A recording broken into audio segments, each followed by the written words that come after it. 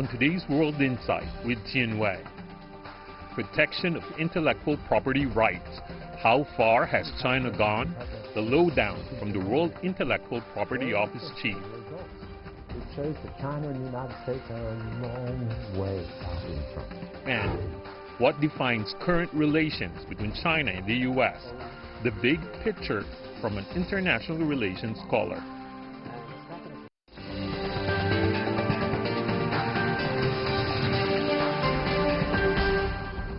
And here's our host, Jian Wei. Hello and welcome to World Insight, coming to you from Beijing on CGTN. We begin with the protection of intellectual property rights in China. Global trade and investment can take place smoothly under a policy of well-protected IPR. China's efforts to keep improving its IPR system, along with carrying out laws to spur innovation, have so far gained recognition. Despite trade protectionism in the name of IP protection in some countries, China's own intellectual property policy have made progress. China's intellectual property protection grows in scope and in breadth. The State Council on Wednesday made public a regulation seeking to build a better business environment. It released a decree signed by Premier Li Keqiang that will become effective from January 1st, 2020. The regulation covers IPR protection through a punitive damage system, a fast response collaborative mechanism, and a dispute settlement mechanism. In the past few years, China has been building a good environment for IPR protection through the letter of the law. Both domestic and foreign applicants have recognized these efforts.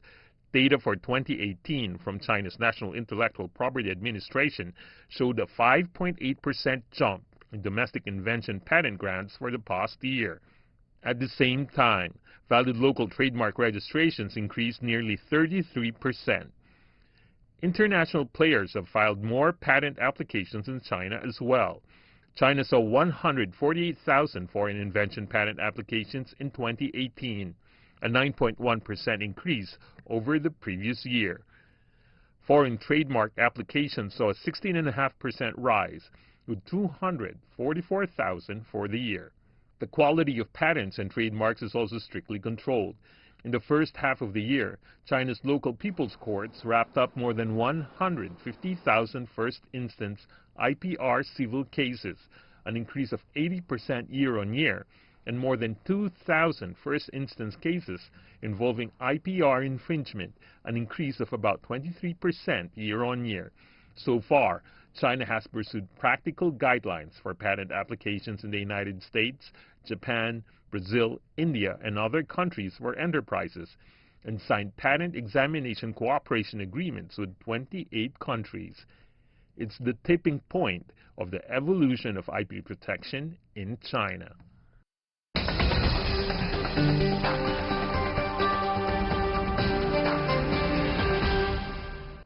So how far has China gone in protecting intellectual property? No one knows better than the Director General of the United Nations World Intellectual Property Organization, tasked with making global IPR policies. Let's listen in my exclusive interview with him.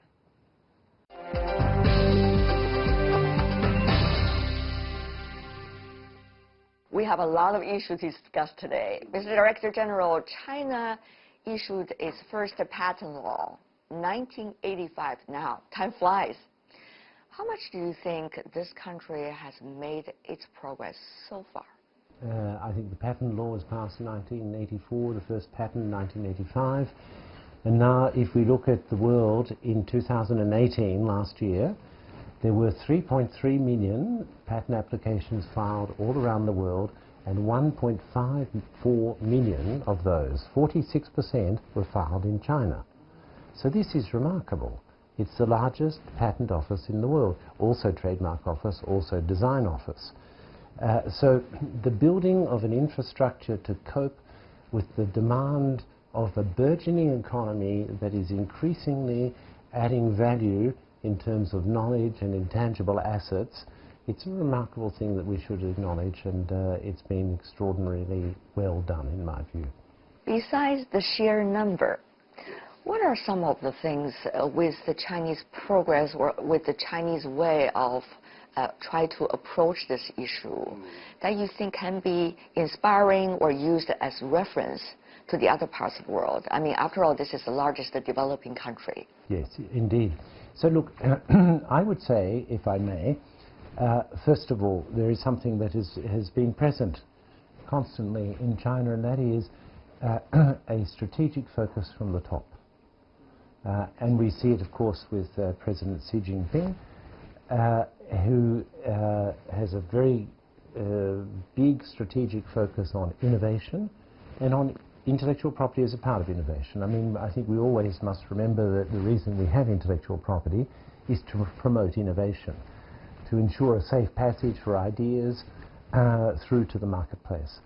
So this is one lesson for, I think, everyone, is having this focus and support of the leadership means that the whole system can adapt to embrace the idea of intellectual property.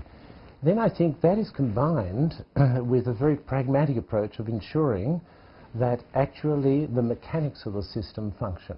So we've seen that, I mean, as I mentioned just a moment ago, 1.54 million patent applications, about 7 million trademark applications. Actually, I'm amazed that, by the way, you can remember all these numbers about every country, China included.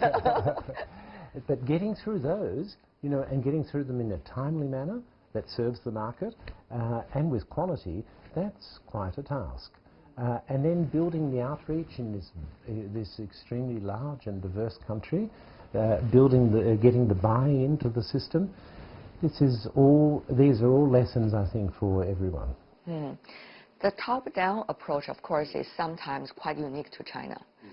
But how much inspirations do you think China has also acquired from the rest of the world? My observation is that China studies very carefully practices in other countries around the world, absorbs them, and comes out with its own version of them.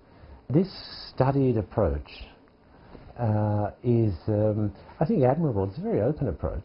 What do you mean by open approach? Well, it's open to listening to others and to studying what others have been doing. Who are the others you're referring to? Usually study visits to Europe, to various European countries, the United States of America, to all other countries within the Asian region, and of course increasingly China has a leading position in this area. But that has been the case since the beginning. And you mentioned, you know, the beginnings, rather recent beginnings of the modern era of intellectual property. Mr. Director General, in your position, you know probably better than anybody else about the debate about globalization, this and that. So what about that multilateral system for intellectual property, now already existing and to be innovated for the near future? How much role do you think China can and has been, and where is it going from here? To some extent, I think that's normal. I think it's normal in the sense that, in several senses. First, the whole evolution of our economy is an evolution towards an economy where there is value is increasingly in what we call intangible assets, or it's in ideas, in technology, in brands. Increasingly this is the case. So it's normal, there's more tension around those items and more attention paid to those items. Then, of course, we see changing strategic positions and changing positions of leadership, and there's always tension about that. So I think if we look at it historically, we can see there's an element of this which one might expect to take place. Not normal in the sense of good, but normal in the sense, well, it's not unexpected. Now, let's look at those tensions and what it means for the multilateral system. I think it's extremely important that we have a system that allows ideas and technology to flow freely internationally. And actually intellectual property is a good vehicle for that, because it's a good vehicle for trading in ideas and technology. This is extremely important. Why? Because we have enormous technological gaps in the world. And technology is the great divider.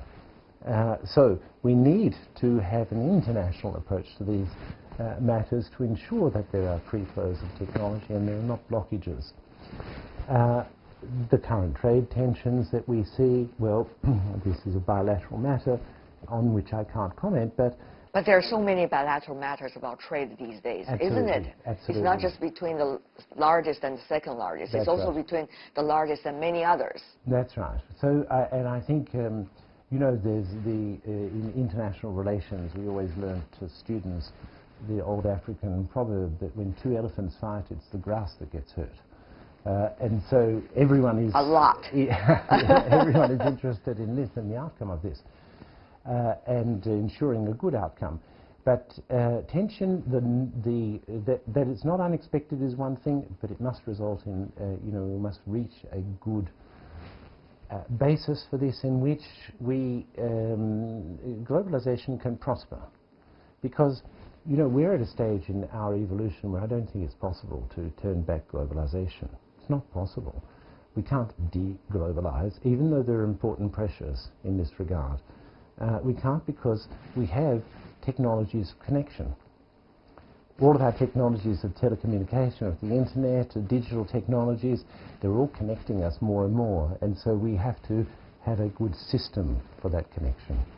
Yeah. How do you see the possibility, as some has been rhetorically talking about, so-called decoupling, whether it's science and technology or the rules, because you talked very much about this global flow of ideas. It's crucial to narrow the divide. Do you think the so-called decouple thing likely to happen? I'm not referring to specific countries, but rather as an idea. Can happen with us? You mean decoupling of? Decoupling of scientific and technological interactions, coordination, collaboration. You see that at research level, you see that at business level, you also see that at consumer level. So what do you think about, you know... I think it's a very bad thing. We are connected, and you can't uncouple and disconnect us. You can't do that unless you unplug the whole internet, unless you stop aeroplanes flying, unless you stop ships sailing or navigating, unless you stop people traveling. We can't. We now are at a stage where we are connected. So we have to make a good system for that connection, which is built upon understanding. And those connections should actually help our understanding. I don't think the problem is with human beings. You know, human beings, you travel and you like them wherever they are and in whatever country. That's not the problem. The problem is these strange ideas that come along.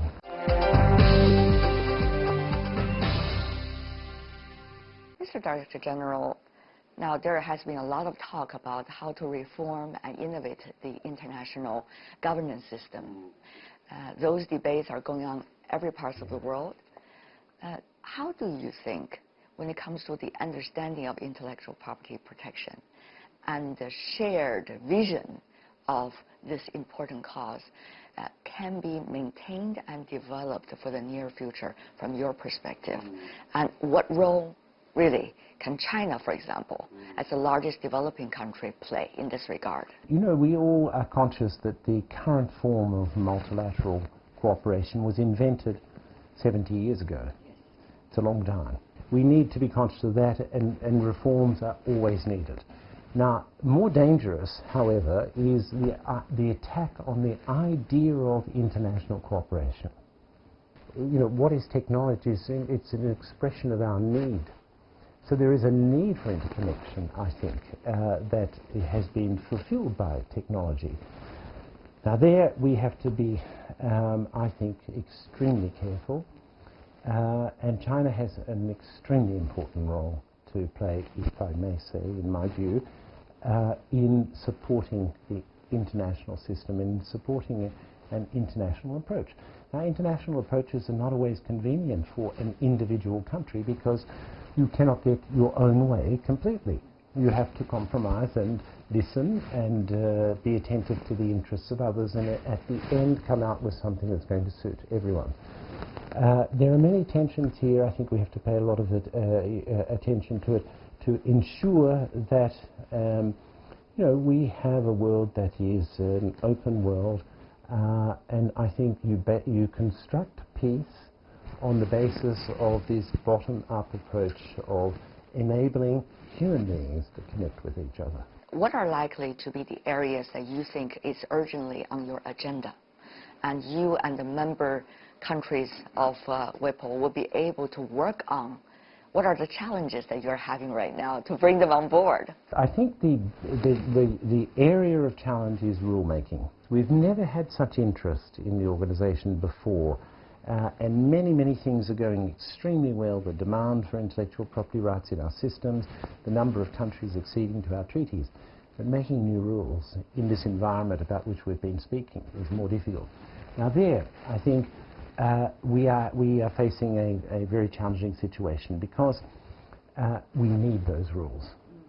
Because these technologies operate internationally. Now, a good example is artificial intelligence. Artificial intelligence has been made a strategic capability by quite a number of countries. You know, China, United States, Japan, Germany, European Union, Russia, all have identified artificial intelligence as a needed strategic capability for the future, and we see this transition in the economy. There are questions there that concern intellectual property because artificial intelligence relies on data. And we don't have an easy regulatory framework for data. Take medical data. Whose data is it? Is it the patients? Is it the doctors? Is it the hospitals? Is it the national health systems? This is a very fundamental question, and it's at the base of it a property question, intellectual property question. But it's not just, you know, medical data, it's all forms of data we have here. So this is, I think, a big challenge, and it's a big challenge also because there are many different policy dimensions to this. There's personal protection, protection of personal data privacy, there's security, there's integrity of data, the fake news question, but there's also property. And we are focusing now on trying to formulate the right questions from the intellectual property point of view for artificial intelligence and data. So it's only, I think, we're only at the stage of trying to identify the right questions. We don't have any answers, but we need to start. We won't get to the answers unless we have the good questions. Yes, indeed. But you know, the technologies are developing very fast. So it's always the case, history-wise, that policy making and correlations would fall back behind the technology development. It's always the case.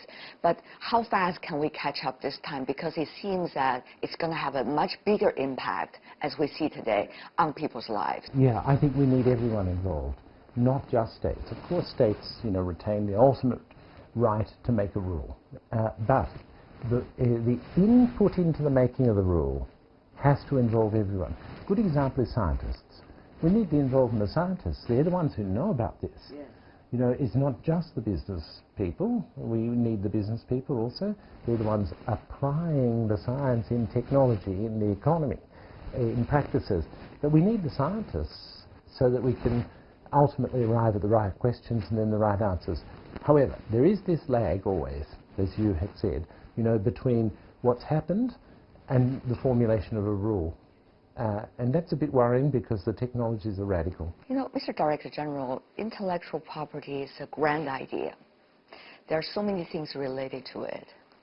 But at the same time, there are concepts that people got mixed up with it.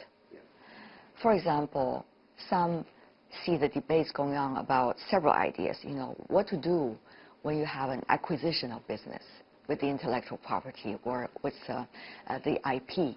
As a result of this acquisition. For example, what to do in trade when IP is being involved, what to do with foreign investment when IP is involved, what to do with licensing when IP is involved, what to do with all of these international resources sharing, or what to do with all the open sources on the internet or elsewhere in the world when it comes to IP protection. These are all different areas. It's not necessarily intellectual property itself, but there are a lot of mix of ideas these days. Yeah, so right. From the expert, we should learn something about how to identify what is real intellectual property protection, what are some important ideas. So I think that intellectual property is really about balance. You know, it's about achieving a balance between all of the competing interests that surround innovation or creativity. And there are the interests of the innovator, the investor in the innovation, but there are the interests of the public as well. So it's really about balance and us getting the right balance between the free flow of ideas and then some temporary monopolies, if you like, on the commercial exploitation of certain ideas in order to create the right economic incentive structure for investment in the creation of new ideas. Because there's no flowing of ideas if you don't have ideas. So you need to have an incentive structure for creating new ideas. So I think this is what it's all about. Now when you come to the various areas that you've mentioned, okay, a lot of people say, well, look at some of these enterprises that are going and buying other companies for technology. Why else would you buy the company? Of course you're That's doing one that. of the reasons why you buy the company, especially right. these days in the world. That's right, exactly. Where you buy another company, or you take over another company because it has something of value that you want to acquire. And increasingly, as we discussed earlier, that value is intellectual property or technology and innovation. The most thing you hate, I would guess, is misinformation. Yes, I think misinformation is our biggest problem. How would you be able to work with the others, your member countries as well, be able to reduce at least the amount of misinformation, whether it's about between countries, between cultures, or in the market? How? Look, what we try to do in our sphere, little sphere, is to encourage as much empirical data. To get the data out there so that we have actually a factual discussion. A lot of people like fact-free discussions. That seems to be the trend of sometimes today's world, yes. Unfortunately. So we are trying to get, through economic and statistical studies, a factual basis out there. For example, we did in the field of artificial intelligence, we looked at all scientific publications and patent applications since the 1950s. Very interesting, the results. It shows that China and the United States are a long way out in front. Mr. Director General, what a pleasure talking to you, and thank you for taking your time out of your very busy schedule here. Thank you so much. Thank you, sir. It's my pleasure.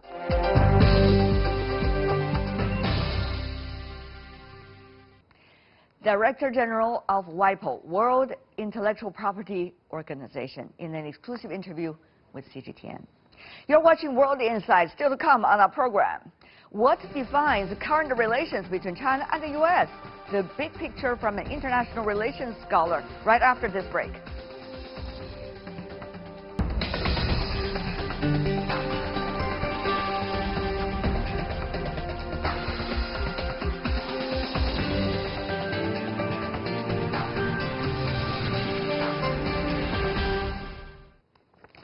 You're watching World Insight. The program is coming to you from Beijing. I'm Tian Wei. Let's delve deeper now into the China-U.S. relations, especially about trade. After months of trade tariffs, there's finally a glimmer of hope. China and the U.S. inch closer to a so-called Phase 1 deal to ease tension. Both sides said substantial progress has been made, and the U.S. suspended a new wave of tariffs planned for October. Building on the progress of last week's trade talks, the Chinese Ministry of Commerce Thursday said areas like agriculture, intellectual property, and technology transfer looking promising. Real progress or a case of deja vu? Well, that's an important question. So what's the principle of what have been agreed upon, and what sticking points need to be ironed out? Earlier, I talked to Professor Jia Qingguo, a professor at Peking University School of International Studies, who has been very active on the field of China-U.S. relations. Here's his take. Take a look.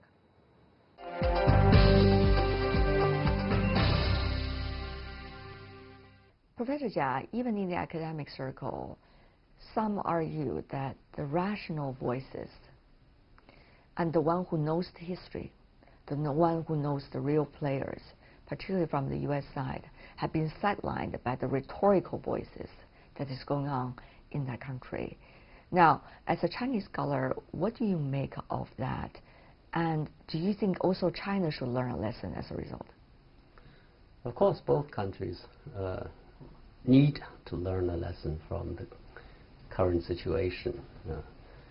We should look at the relationship in an objective way. we should not let our imagination to replace the reality. I think the relationship is very complicated. There are conflicts, there are differences, but there are also shared interests and also shared goodwill. We need to take a balanced view, and you need to have people who are really knowledgeable of the relationship to play a larger role in shaping the relationship. There were earlier letters, a letter signed by more than 100 scholars from the United States who knows China very well throughout decades. But as welcomed as that letter is here in this part of the world, it may not necessarily made a splash as much as they expected inside the United States. So once again, Professor, I have to pose these difficult questions to you. How can you change the other side? Is it possible? I think probably things would get worse, and then people on both sides will suffer somewhat. And then people will realize, when they calm down, that you can't let it happen this way. Okay? You have to somehow be pragmatic and be objective about the relationship, about our shared interests, about what we can do together, instead of just focusing on our differences and conflicts. But it is those who have an extreme view these days are the hot stars of the academic circle.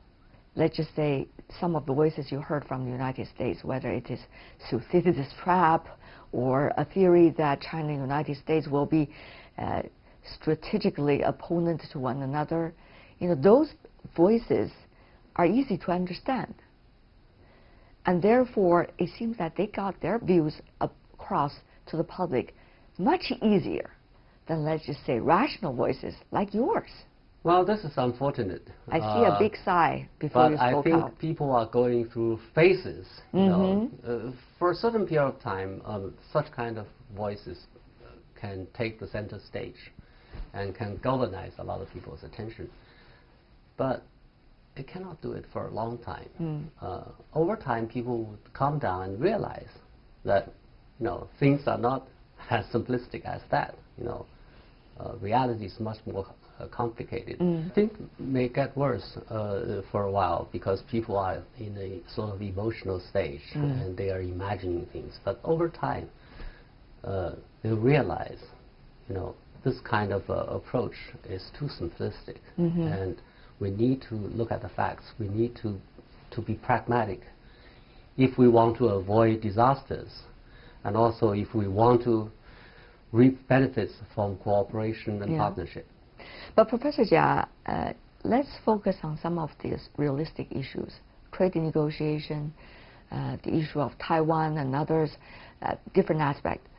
About trade, what do you expect near future, this year, let's just say?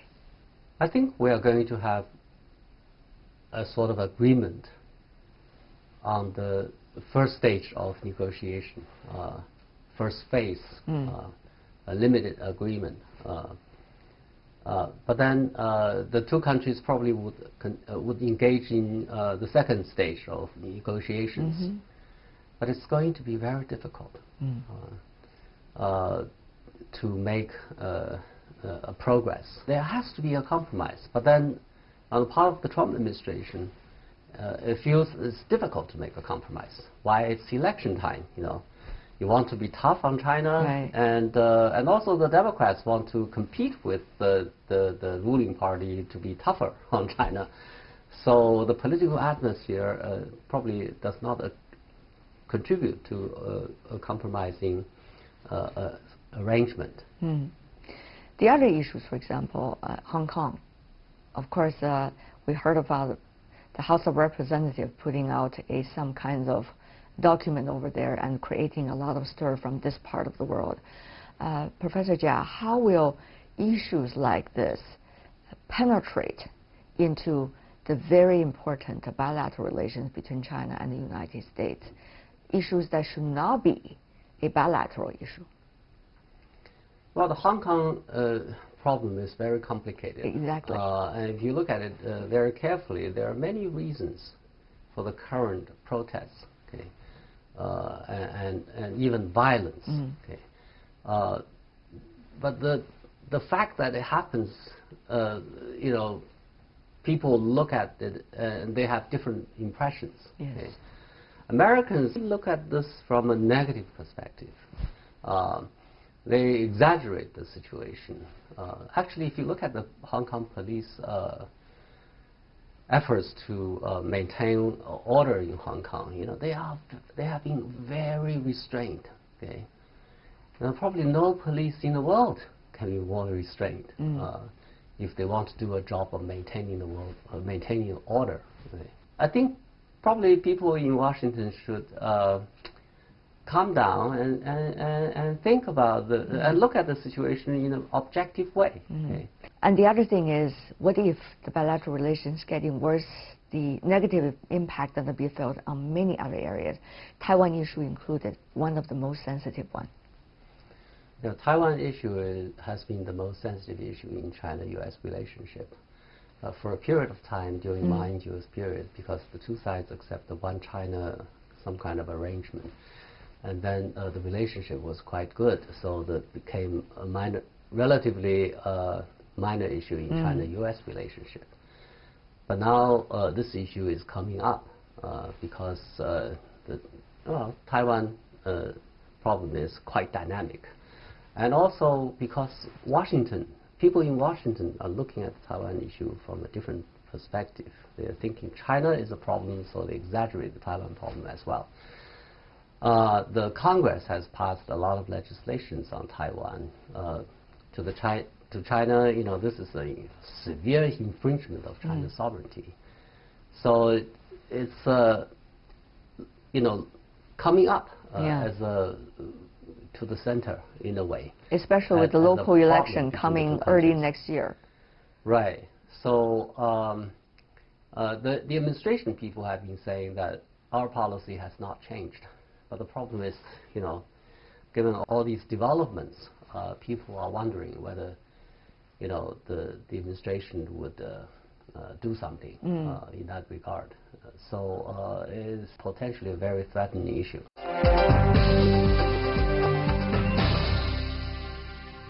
Because you are an important scholar in China on China-U.S. relations, policymakers also seek advice from academic circles as well. What would you say if you are being asked, what's the best advice in terms of how should China face this very complicated, unprecedented, some would even say, relationship between China and the United States? Well, first of all, you know, China probably should respond according to its own interests and pace, rather than, you know, just being dragged into issues. Yeah, being driven into some kind of response. And secondly, I think China probably should be more focused on domestic issues and try to fix its own problems. And then, you know, the world has become more uncertain in part because of the Trump administration. A lot of uncertainties. China should continue with its reforms and open policy to use the certainty of reform and openness to respond, to address the problem of uncertainties. Do you think, as some say, the interactions, the phenomena related to the current U.S.-China trade consultations are also likely to be some of the major characteristics of U.S.-China relations for the long term to come? Do you see that way? In other words, it's a testing ground about how the two countries will act and interact on their own and between one another. I think definitely the current interaction between China and U.S. relationship would have an impact on the long-term development of the relationship. But I also want to point out that the Trump administration is a very different U.S. administration. It's very untraditional, okay? And its policies are very out of the mainstream in the U.S. context. So probably if we have another kind of administration, then things would move back significantly. But of course, it will not be the same again. But I think U.S.-China relationship ultimately would be some kind of result of the interaction with the new kind of administration. I think the current situation is a sort of aberration in the relationship. Professor Jia, now, over the 40 years China-U.S. relations, there have been many inspiring role models. And we heard how people built the relationship from nothing to embarking this relationship on a totally new track. Now, many say it's about interests, which united the two countries together regionally. Can we still find those interests today, Professor? Of course. I mean, after so many years of interactions, after so many years of developing the relationship, we have developed so many stakes in the relationship. You know, among other things, both China and the U.S. are big countries. U.S. has been a superpower. China may become one. We increasingly share the same kind of interests of maintaining the world order, because we can only protect our interests by maintaining the international order. We are too big. We cannot take a free ride anymore. And in order to maintain the international order, which is a very costly business, we need other countries' help. Okay? Especially, we need to make good use of other countries' resources to help us to maintain the international order, so that we are not going to be dragged down by the cost of maintaining the international order. And who else can be a better partner? Okay? China and the U.S. to each other. You know, we are best partners because we have a lot of resources. We are all stakeholders. We need to, if we can cooperate, we can do a lot of things together. If we don't cooperate, we'll squander our resources at each other. A lot of things cannot be accomplished. So, among other things, this is one of our fundamental interests for cooperation. Young people are the people that you deal with on a daily basis, because you're a well-known professor on U.S.-China relations in Peking University. Many of your students are very enthusiastic about the topic. Many say, what's their generation going to face? You know, the one in their early 20s, and in terms of the nature of this relationship. What would you say, Professor Jia, are some of the most important qualities that these future researchers need to develop in order to contribute to a better friendship, if they can? I think our hope is with the young people as well, because well, they are the generation that have benefited tremendously from U.S.-China cooperation. Okay.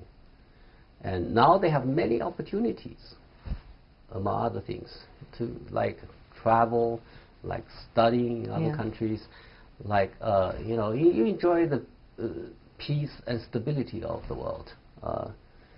So ultimately, they would treasure this. This is their interest to protect. Okay, and also over time, they have developed friends and you know, understanding of the outside world much better than their previous generations.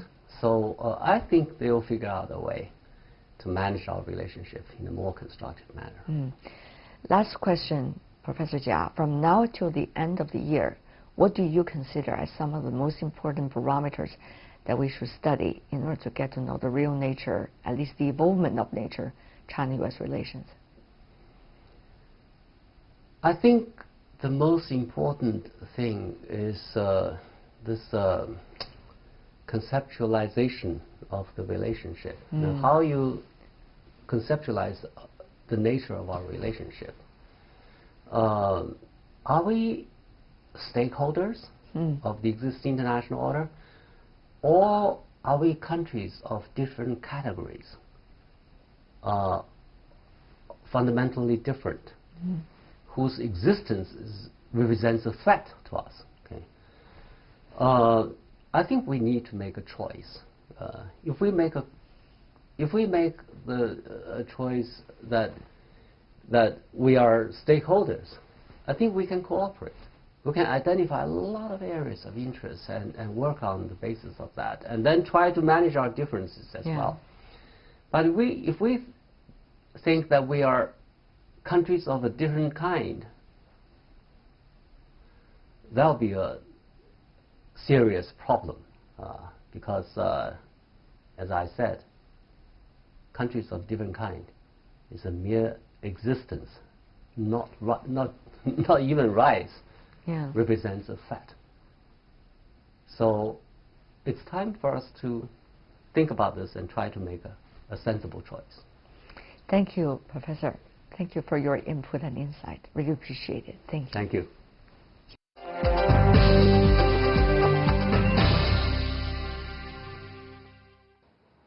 And that's all the time we have for today. If you'd like to see more, try to find us, World Insight CGTN, into your search engine, or check out our YouTube channel. You can also follow us on Twitter, Facebook. And with me, Tian Wei here, and the whole team of World Insight. Thanks for watching. Tune in again next time for more insights across China and around the world.